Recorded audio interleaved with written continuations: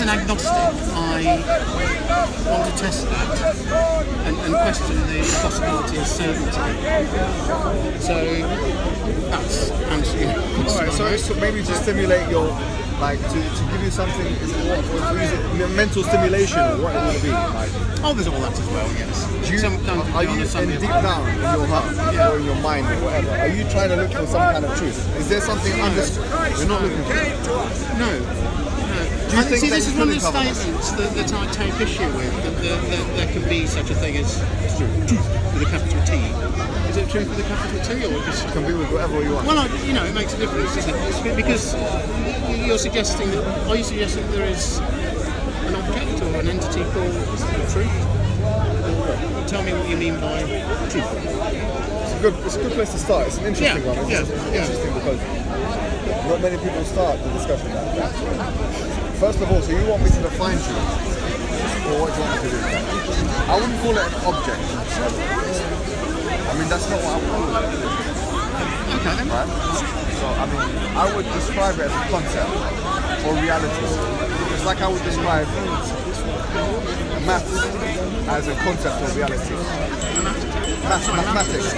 So it's an abstract concept or an abstract reality, but when it has a logical coherence to it, and you can make sense of it. So therefore, I would call mathematics a concept which is coherent, logical. Likewise, truth can be said to be the same thing. Do you agree with that? Is there such a thing as truth? No, there are truth propositions. So that must mean so I could say I have a handkerchief on my pocket. And do now. But that's a true proposition, isn't it? Well, Descartes would argue... Is there such a thing as truth? Descartes would argue that, as he did in meditation, that proposition, it depends upon your senses by something. And it could be the case that your senses are wrong, or intact, or that you're deluded. Why don't you comment on that? Yeah, alright. So you do know that there is a clear here. I'm happy you say that. So you agree here that there is such a thing as truth. And that truth can be recognised in the five senses. So you said you're confident that there's a proposition. And you also said there's such a thing as a true proposition. You can't have two propositions without having truth. Because the word truth necessitates truth. It's actually one of the... you're taking the position of truth is someplace. That's why you use the word object or entity. There's such a thing as true propositions, yeah? If that's true, then there is such a thing as truth. Otherwise you'd be arguing in a circle. Similarly, you could say there are good people, therefore there is such a thing as So what's that? And how much was the train from Birmingham to here? Let's not confuse terms. With beauty, I'm not really into aesthetics. Let's stick with truth. So if you want to such a true proposition, then you have to take as a presupposition the word truth or the reality of truth. If you don't, then you're arguing with yourself. You see what I mean? Okay. Oh yeah.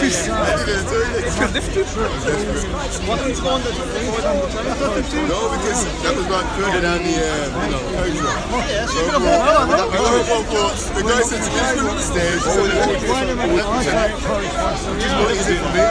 Man on. It's not down in time, but by the time I got down the stairs, it's completely missing. How do you do it? So how long have you guys been here? I think the term phrase making it into a thing. Sure. We're saying that there are I know you said you're rated for Ishmael. propositions that's property of Okay, so that must mean that's true. Otherwise you're arguing in a circle. You said you're rated for Ishmael and he was about 50.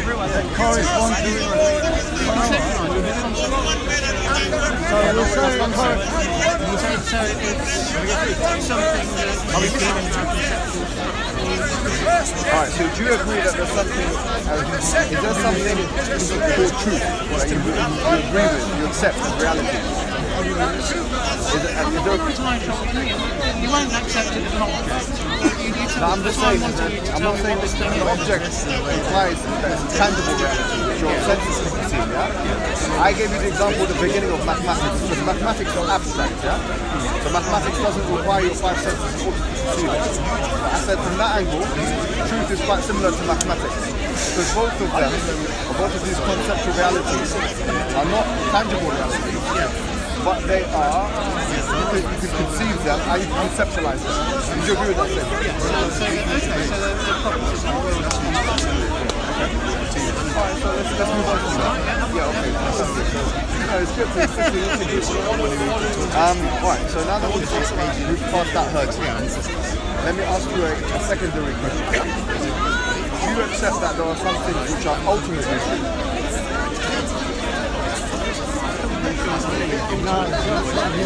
Alright, so what I mean is, If you see Hamza Leicester, establishment, we have a certain commonality. All the standards are true.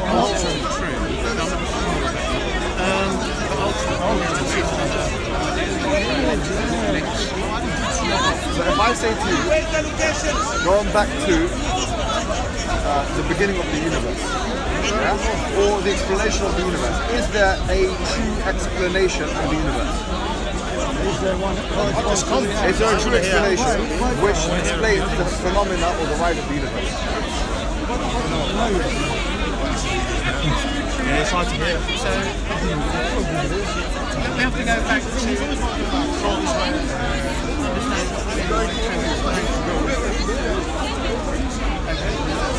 Just in the same way as like 2 + 2 = 4. Alright, so in that, no, I'm saying like we can conceptualize it, and it's rational and it's logical, and it's not contradicting itself, and it's difficult, it's impossible to disprove. 2 + 2 = 4 as a mathematical construct is a true statement, yeah? If I say to you, in the same way, if I ask you, is it possible, is it for us to say right now that there is a true explanation for the phenomenon of the universe? Would you accept that?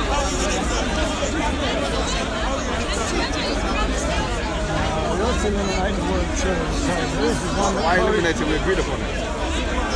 you should say even more.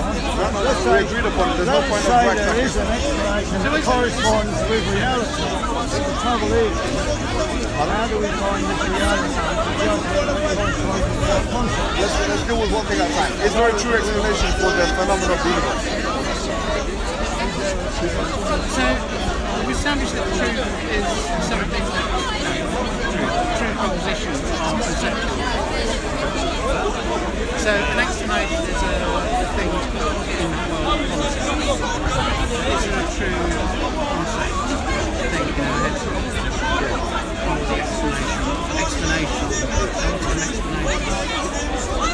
You're asking me what I don't know, you use the word. You keep using this word. No, isn't it? You're using words that we apply to everyday situations.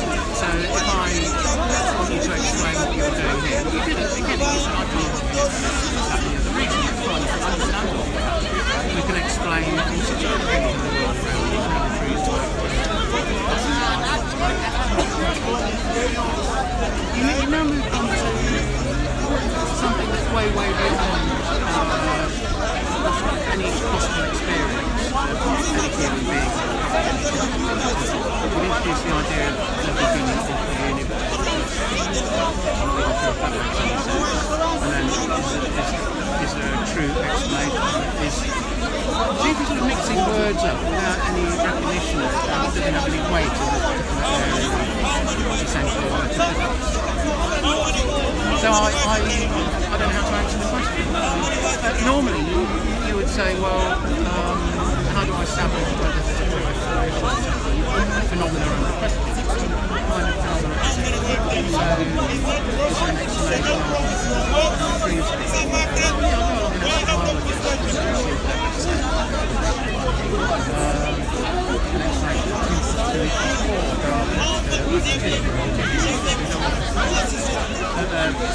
Within our world, so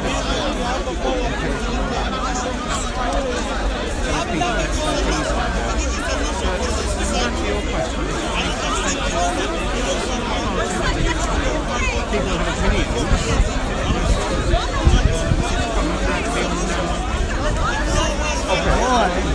I'm just saying that. Why have you assumed that? Can I just answer what you said? Because what I was going to say is that what you're saying is you're pleading a kind of ignorance, so you don't really know because in our realm, the universe, and the sensory experience we have as human beings, we can analyze things, and our experiential knowledge would lead us to potentially some truth. Yeah? For me, I don't need to examine. It doesn't qualify to be It's interesting things that people count true in one area become not true in another area. So it's interesting how stable these truths are. Okay, good. Alright, so but you don't discount the fact that there are truths that are basically constant, that don't change. Can we think of any? 2 plus 2 is 4. That would do. Yeah, that would do. Why is that? When has it ever changed before? I don't know why I'm just asking the question, why doesn't it change? Well, we'll sort of stick with, let's say if we asked a medieval person, what's your explanation for me sneezing?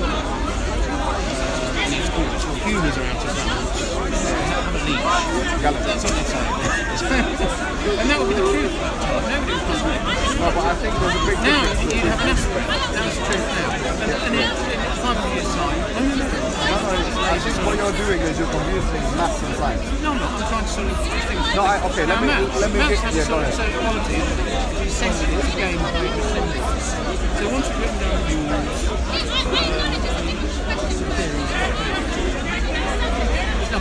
You deal with this in your personal life, isn't it? Because you do computer science. I did know. Yeah. Alright, so what computer really now you have good experience in this thing. What I'm going to say to you is the following. You can easily catch me out if I'm right, yeah?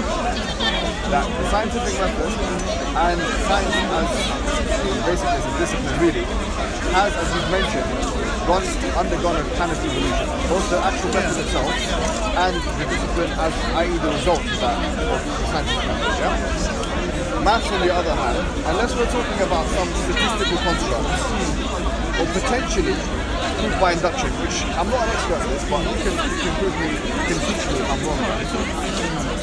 Right?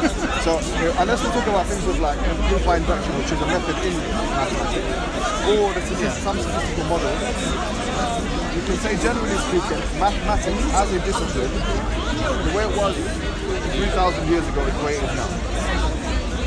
Would you disagree with that? So what has changed?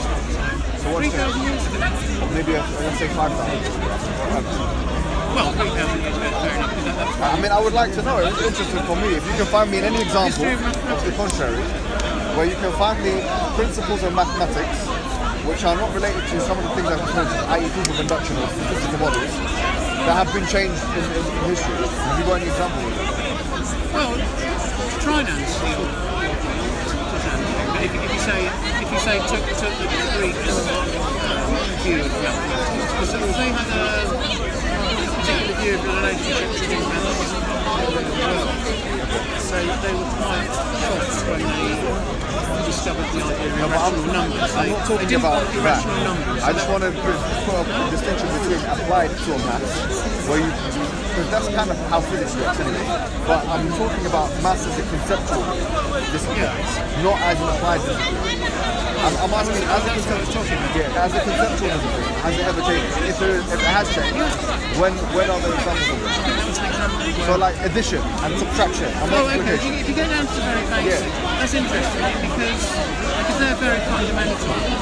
So if you look at it, obviously you can argue that mathematics started developing the pyramid builders and the city builders. They had to do measuring out ground and that sort of thing. So Mixing maths and geometry. I think that's correct me if I'm wrong, somebody who's an expert. But you might take I can think of two possible strands where Jesus starts thinking about numbers. One is measuring out ground and measuring bricks and stuff, and all the processes that go along with that. And also actually associated with that, if you think about feeding the people and building the building, so working out how many carriages are full of grain and that sort of thing. So that there's a role for the accountant, the surveyor in those early societies. So they're both bringing instability into the realm. Forget about this, because this is different. The idea of counting numbers. Counting numbers. I'm just saying, at the time of the Mesopotamians or Egyptians or whatever, until now, 2 plus 2 equals 4 has remained a constant. Yeah, that's right. Yeah. Okay. It's very Do you know any time in human history where 2 plus 2 didn't equal 4? Were there any subtractions that we can now do on our calculator you couldn't have done back then? It's quite a straightforward question. Yeah, that's right. Sorry. So first calculation. No, if you're talking about integers, That is what it is. okay. Because essentially what's going on is a very, very fundamental, basic rules. Although interestingly enough, Russell and Whitehead took 250 pages of Comsology to get to 2 plus 2 equals 4.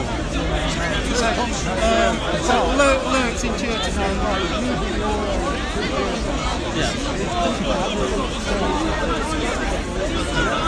oh right,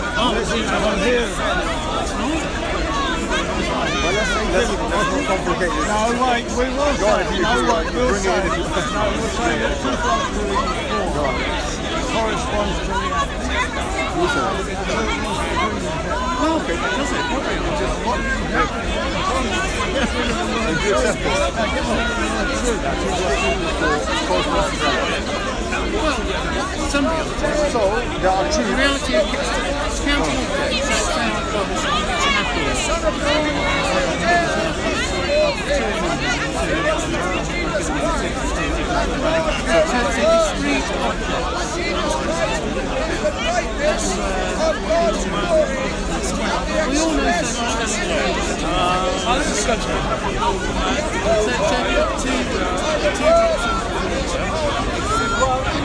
you move them together. Applied maths. How many We'll talk about conception.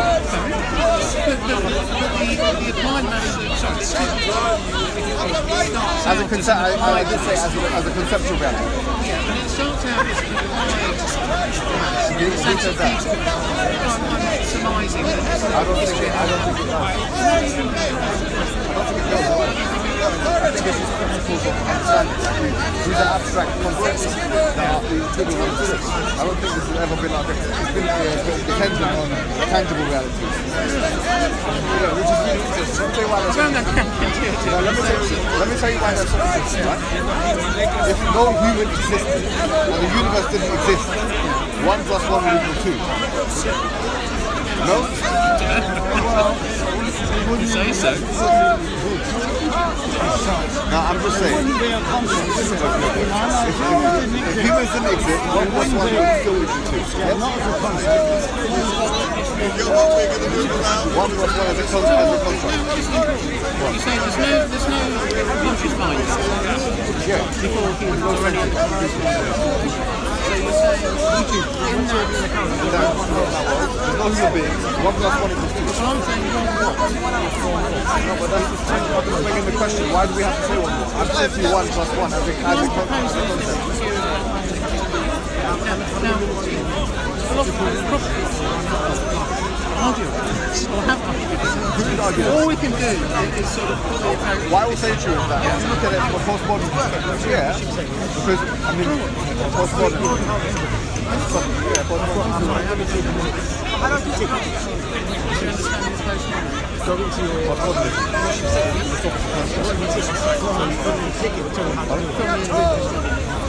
So postmodernism is the idea that it's an incredibly difficult thing to define. I don't think there is a working definition, but I'll give you my summarized version. And postmodernism is the idea that you can't really prove anything. You can't prove anything. You can't prove your own existence, you can't prove reality, you can't prove truth, you can't prove evil.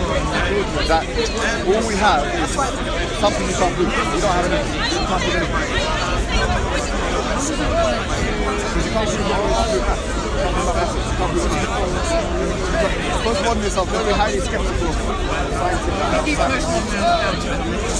But I'm saying that if you take this philosophy, if you take this construct, They don't talk about the Christians, they're not just apart from that, I find it difficult to argue that 1 plus 1 doesn't ever It's only equal 2 one person in that every talks circle. about Jesus. There's something about it. Hey! All the prophets are father, but he has not no father. No, but I'm not talking about the applied reality. I'm talking about the conceptual reality. Okay, so in that game, if it was a game, manipulated sense, once one set out the rule of arithmetic in that conceptual game, it will always have 1 + 1 = 2. Fantastic. Now, would you say that? Now, can I say no one thing? This is incredibly important. You said in the beginning that if you want to find out what correlates with the truth, how you would reason it, is you go to experts for biology and physics. Yes. Now, obviously, applied maths. If you want to apply maths in a cosmological setting, you have physics. Yeah. What I'm saying is that if you actually analyze the mathematical reality from a physics perspective, yeah, there is strong. Analyse mathematical reality from a physics perspective. Yeah, because physics deals with maths, doesn't it? It deals with numbers, formulas. There is a way of expressing physics using mathematics. Yeah, that's what I'm talking about. So, would you accept that there is such a thing as the laws of physics?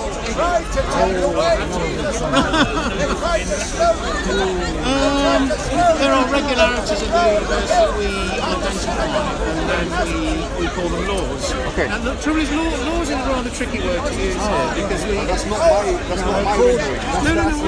That's the physics. Just be careful with the way we use language. I don't think anyone has a problem with that. We must be postmodernists. I'm just saying that. Can I point out the problem? I'm not suggesting He said, I have the authority to lay down my life, and I have the authority to take it up again. what we're talking about. That authority is to lay down my life, Conceptualisation, a set of regularity, is first through observation, and then we plucked out in our imagination. it's divinity Plucked to out lay in our down imagination something like E equals MC squared. to live. And then we go off and do that experimentation. We fail to disprove it, so we say, until the next law comes along. There's another use of I have There's another use of the word law. resurrection of the dead. It's when society deems certain rules are to be adhered to. And if you break them, you'll get I'm suggesting that by using, we must be careful not to attribute the word law in science. The properties of the word law, Tasting death for every man, the word and then law rising that will again. take in human society. As long as we're not doing that, that's fine. Conquered Satan, the devil, who had the power of death. The devil had the power of death. Because if you have got yours, Went to the cross of Calvary. how was it? I'm going to talk about that. He said that he differentiated between societal rules. And I said we're not taking that second definition. If you've got physical laws, if they can't, physical laws. And then we broken by a rule. Is that a philosophical question or a theological one or a mathematical one? By the way, just because there happens to be a law, it doesn't mean that it can't be broken. Is that how you define a law? But I don't think anyone defined it like that. So what I'm saying is, there's a few things that we've established. I know it might seem like it's discussed around the world here, but one, there are truths, conceptual realities, yeah? One. Two, that mathematics, as far as you know, as a conceptual reality, hasn't changed, yeah? So the idea of 1 + 1 = 2 has always been the case, yeah? Three, we talked about, if you apply mathematics in a physical sense, you have, from the cosmos, you have kind of physics, yeah? And you've got the laws of physics which you can then analyze. My fourth question is, do you reckon, do you believe... Sorry, can we just go back to Yeah, go on. again, it's not the same kind of line. When I say I agree that the laws are real. They're not things that are useless. Yes. So we have three conceptual areas. So far we agree, yeah? Alright, so the fourth question now, which I want to ask you directly. If there are real principles, true principles, that dictate how our universe, the cosmos, is basically organized. My question, I haven't finished. Wait a minute, I haven't finished your question. First of all, where did those laws come from? Who set those laws? And why are they there? Three questions. Okay. Well, the first three things that we agreed on, I agree that they're all conceptual. They're true.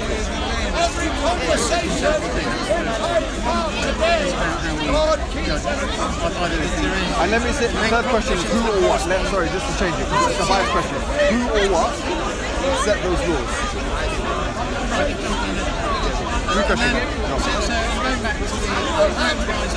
going back to the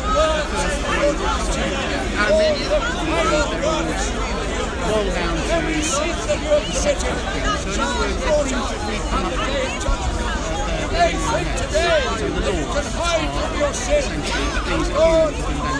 but they're not dependent upon the humans. Because we said if the humans weren't there, they would still be true. Nah, we said that if the human died, that 1 + 1 = 2 would always be the case. It's a true reality of conception. I think you did. Do you not agree with that? Then I kept asking so what we can say is and then we moved on into a discussion. We didn't really resolve about different approaches to philosophy. So do you not agree that if human beings And I said that's something that philosophers argued about. When I last looked at Wikipedia, either you or I can actually resolve those. You have to adopt one of them. That's why we're having this conversation. I'm just asking. Clearly, we have different views. Essentially, I think you're taking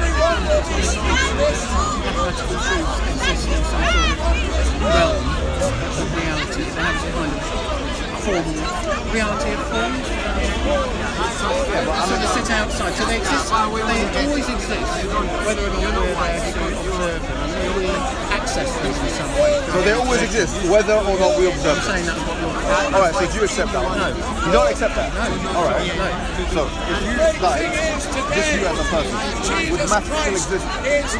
Would mathematics conceptual exist? Just you? Alright. Now, if all the humans died, but you had maybe some very clever findings that can add things together, would math still exist? You're suggesting that another species take over our ecological niche and become I'm just asking. social animals and come up with I'm not suggesting that. I'm suggesting that at the moment now, there might be a primate who can add things together, or can conceptualize addition. Okay, so it would still continue. So it doesn't depend on human beings. Do you track that? Depends on conscious being, social conscious being of some sort. So math would only exist if conscious beings exist.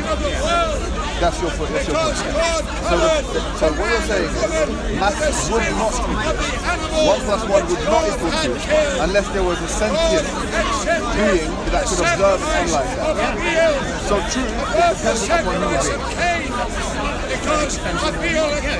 That's Of course, our conceptual operator only is the truth.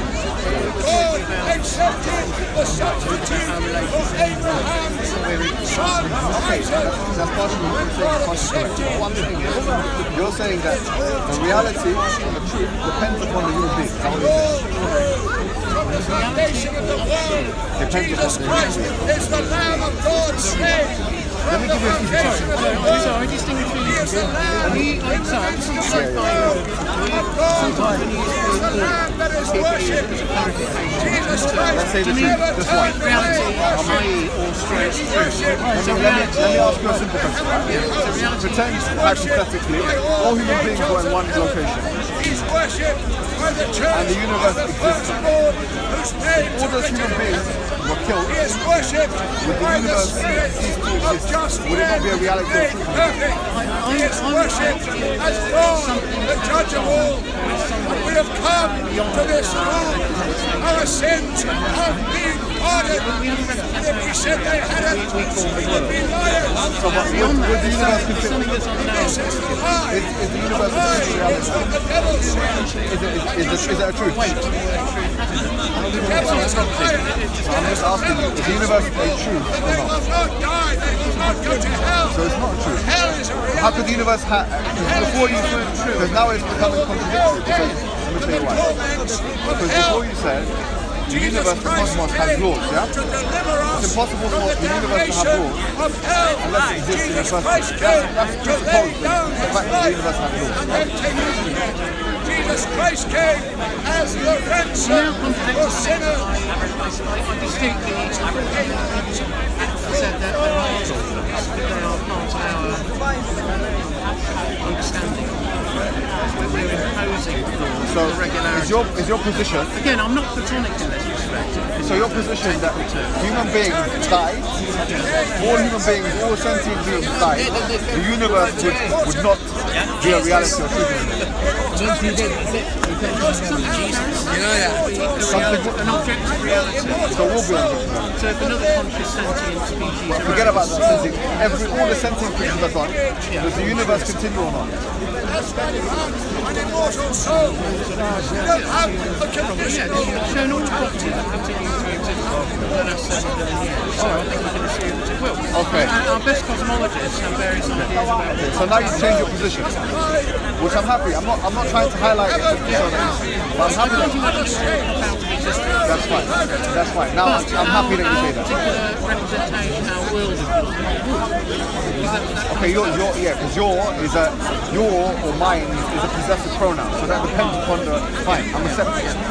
But this is an important point. The universe, you say, is not going to pop out of existence because we haven't observed it to do so in the past. So there's no reason for us to assume that it will happen.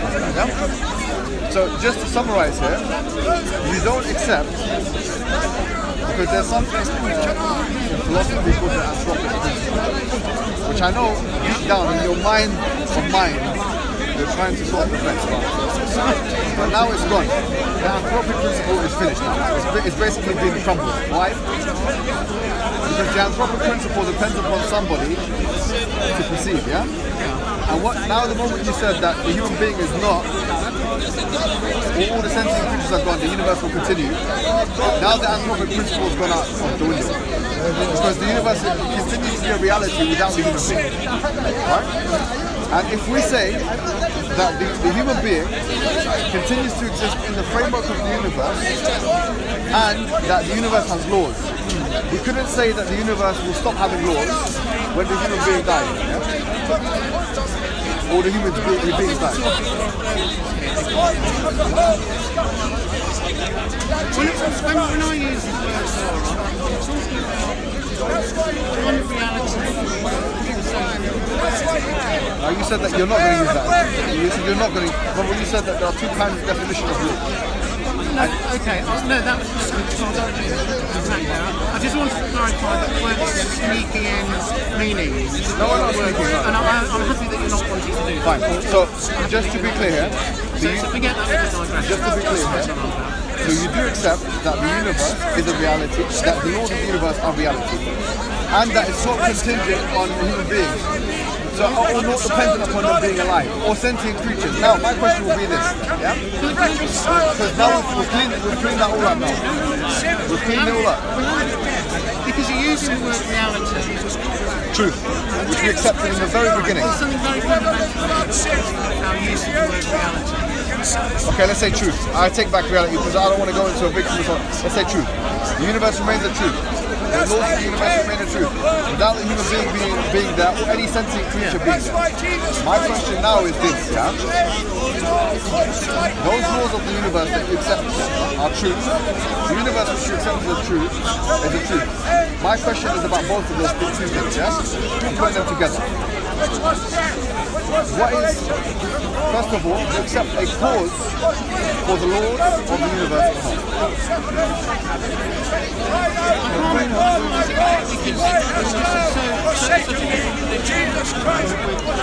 No, but so we didn't talk about reality. I'm saying truth. We're moving on to questions now that are so chosen by No, but it's not metaphysical. these are actually, look, these are, well, causes are not metaphysical realities, they're actually experiential. The cause for you being here is that your parents They're part of our experience. yeah, so cause and effect is part of the human experience, right? Now what I'm saying is the universe has a reality and the laws of the universe, those two things. Does the universe have a cause and the laws of the universe have a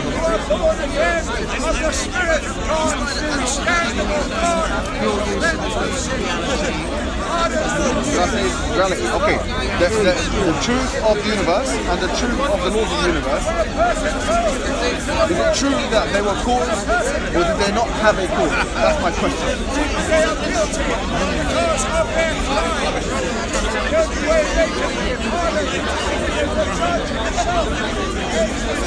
See, when you're talking about the judge himself has paid the penalty for our crime. Well, you did agree to it in the past. I wanted to go into a discussion about reality.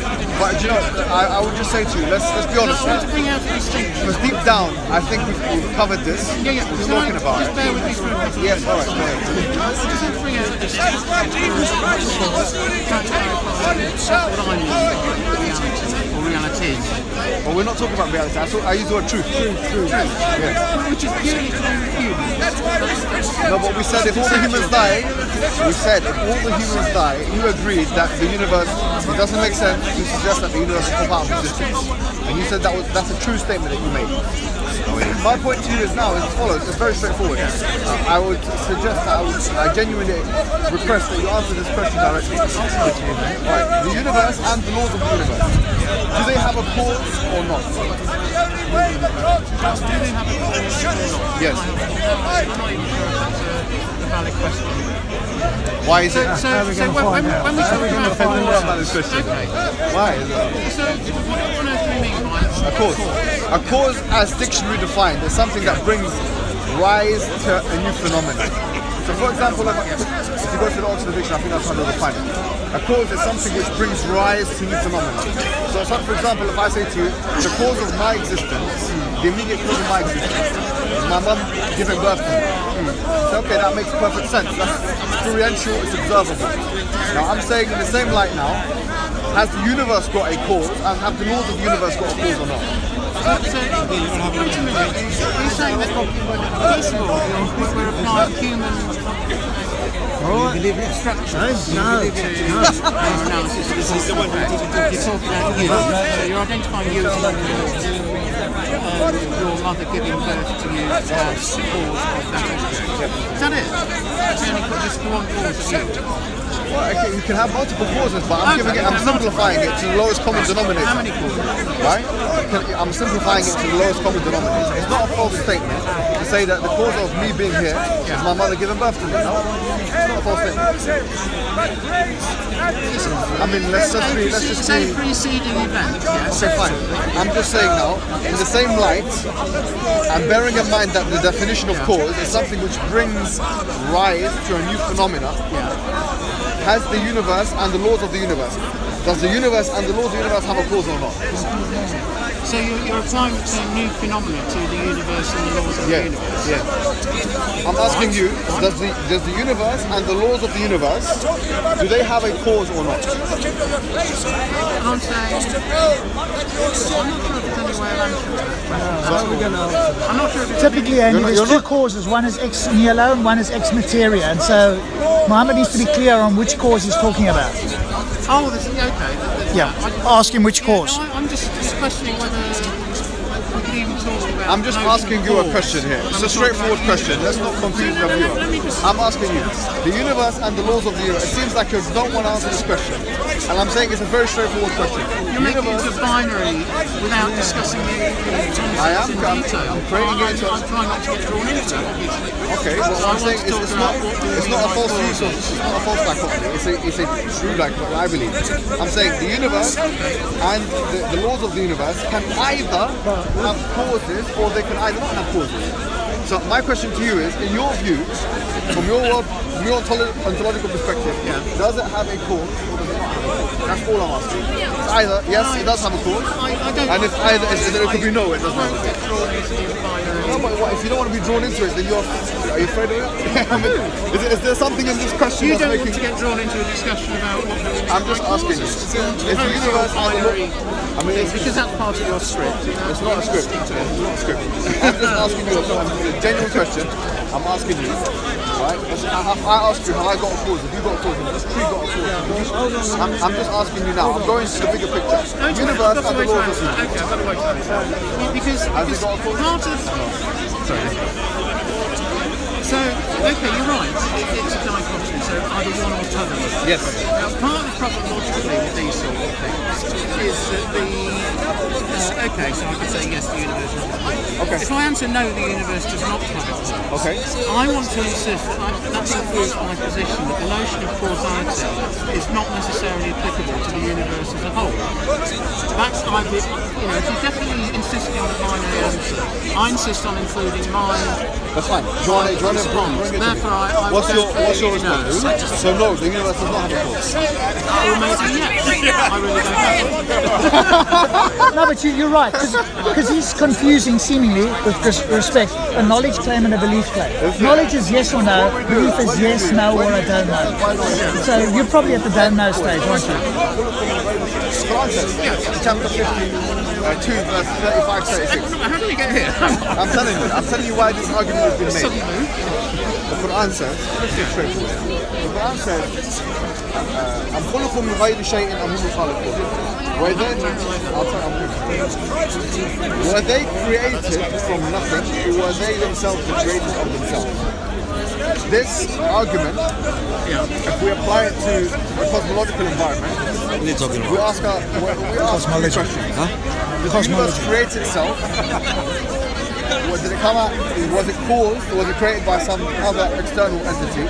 Or basically, are you suggesting that the universe doesn't exist? That's gone now. That's it.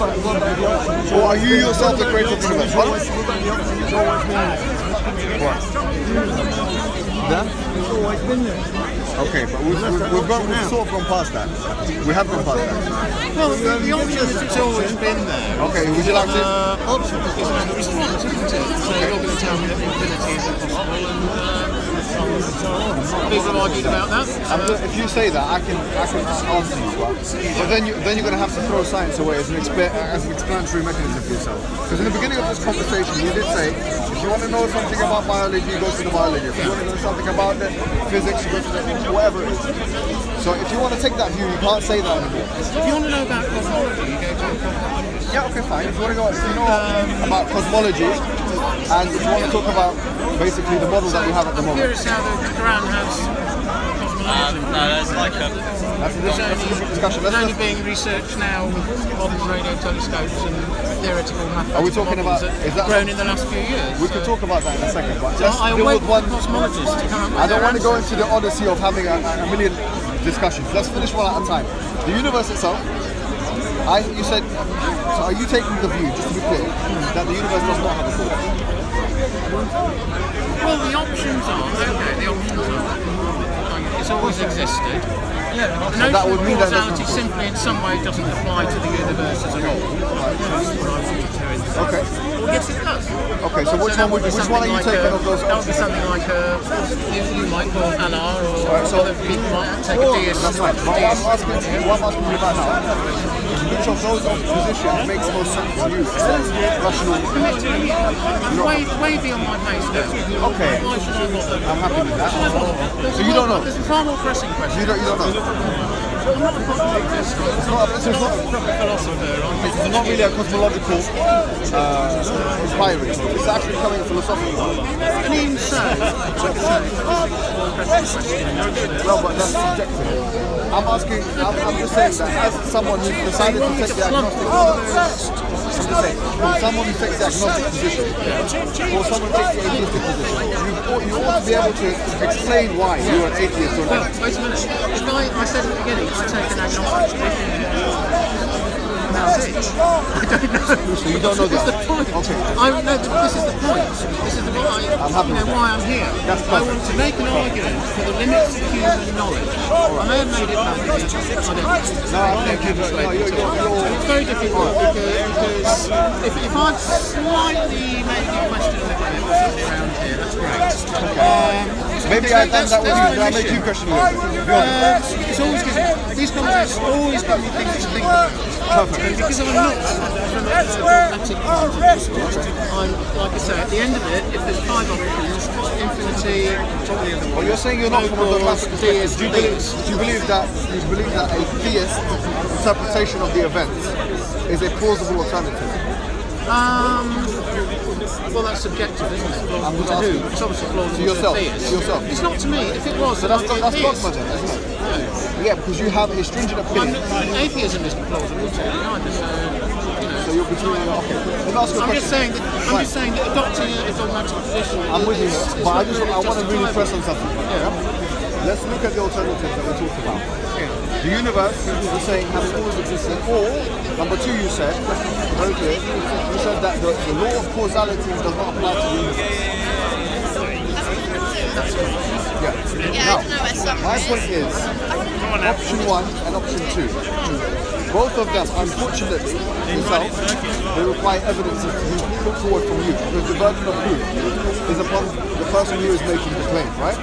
So you're making the claim that it's potentially the case that the universe itself is an exception to the law of cause and effect.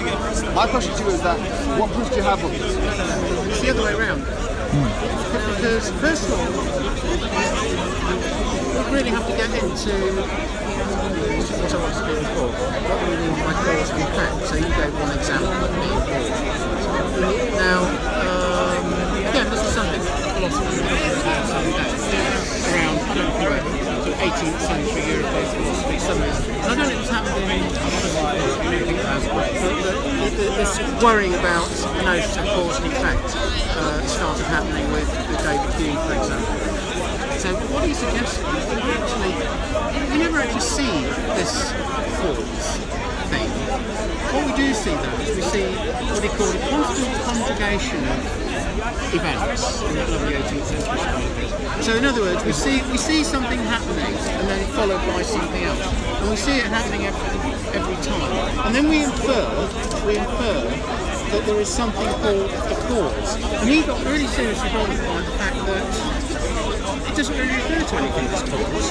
All we see is all we observe empirically is these events being independent from each other. So in other words, okay. So he said there's nothing, and then it bothered him a lot because this undermines science. Because science obviously requires cause and effect, doesn't it? So he questioned the idea that whether causality is a property of the real world. Do you take his view?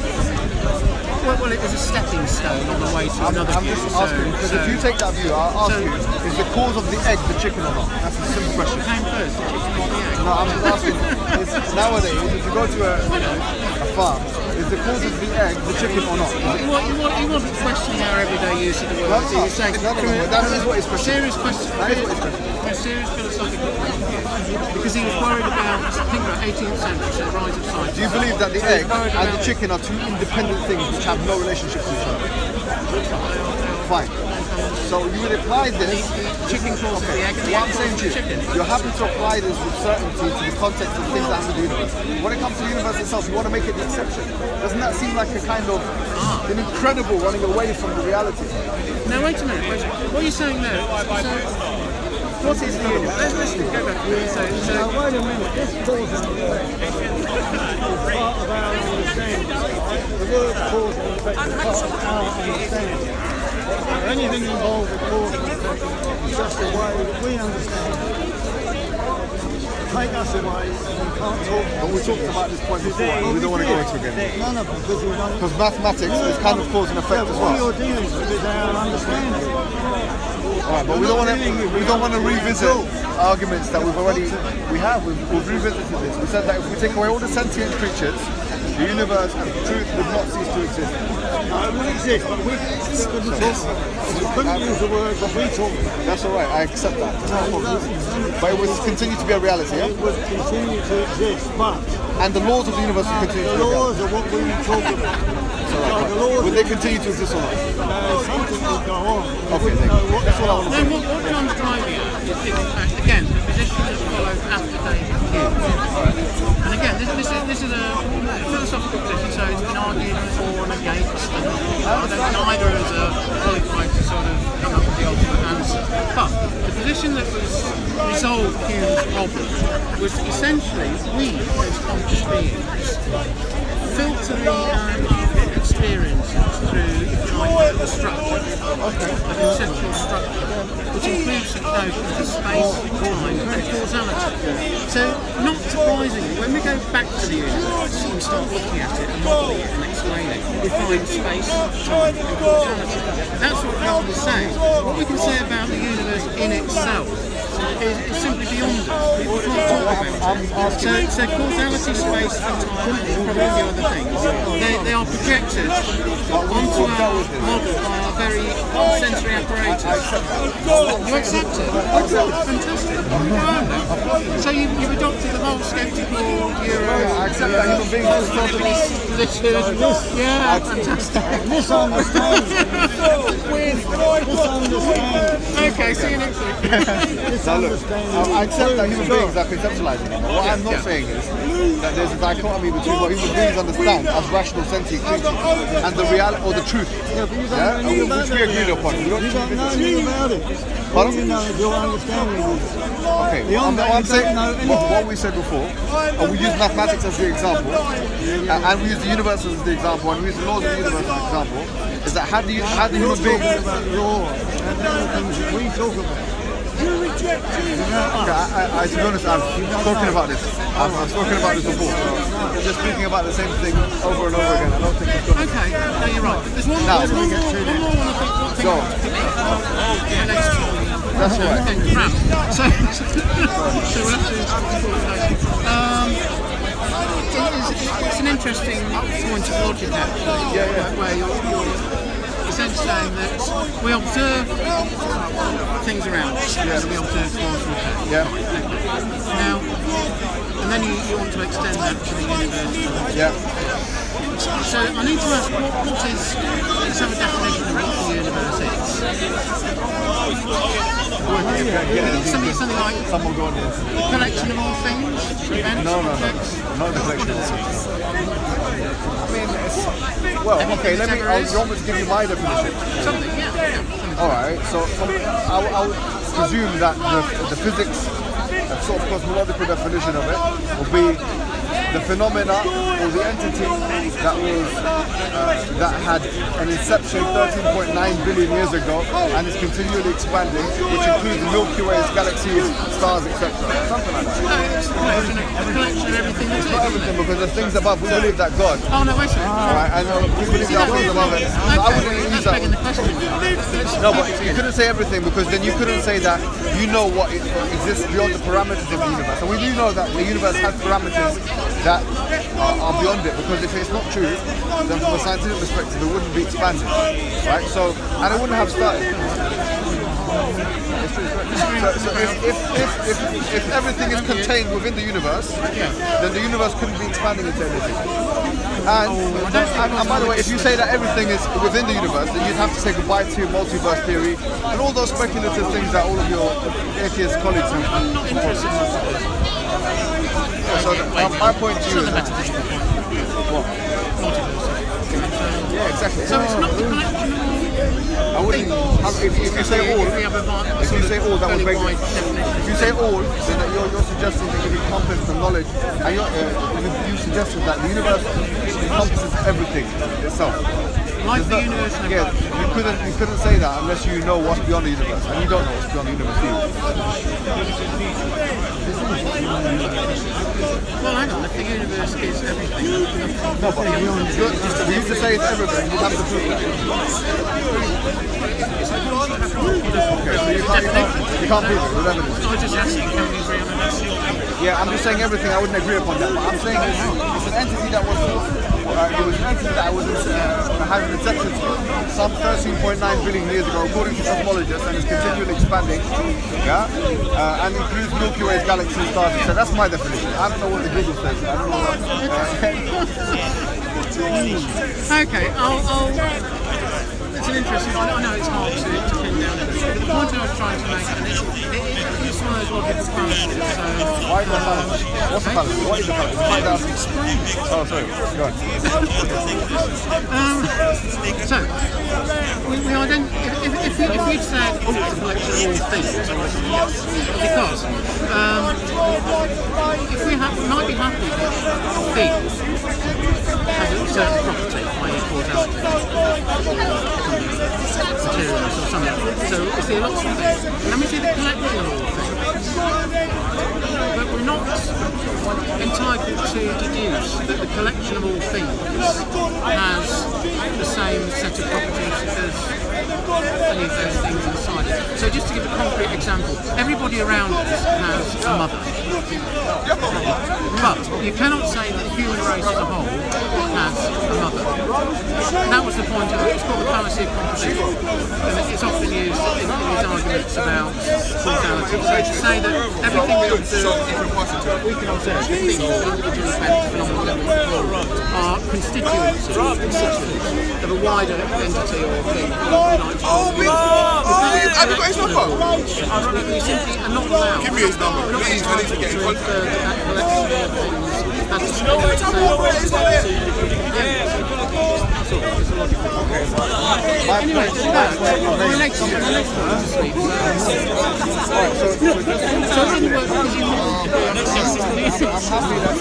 So if you can wind up, is that Instead of saying the universe had a cause, you decided to say I don't know, and that perhaps potentially that the universe will always remain to be as it is, or that the law of causality doesn't apply to the universe. These are your two options. So in other words, in order to escape the fact that the universe had a cause which was an entity, which had to be an entity, that preceded it, you have to say that either the universe always existed or B, that the law of causality applies to every single thing except for this thing. You're saying the universe is a thing? That's my conception. You can't say that unless you know that above and beyond the universe, above and beyond the universe, there's nothing else that exists. And you can't say that, because if you do say that, you'll be arguing in a circle. It's not your fault, I'm just standing